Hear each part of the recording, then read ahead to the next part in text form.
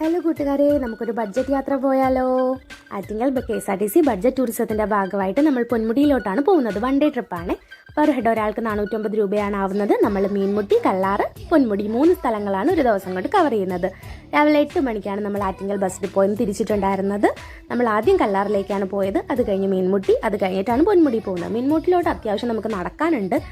അത്യാവശ്യം കല്ലുകളും മലകളും പോലെയൊക്കെ കയറാനും നമുക്ക് വെള്ളത്തിൽ കൂടെ നടക്കാനും ഒക്കെ കൊണ്ട് എക്സ്പീരിയൻസ് ആയിരുന്നു അത് കഴിഞ്ഞ് നമ്മൾ നേരെ പിന്നെ പൊന്മുടിയിലോട്ടാണ് പോയിട്ടുണ്ടായിരുന്നത്. പൊന്മുടിയിലെ പാസും വാങ്ങി നമ്മൾ നേരെ മുകളിലേക്ക് പോവുകയാണ്. ഫുഡൊക്കെ നമ്മുടെ കയ്യിൽ നിന്ന് തന്നെ ആവും.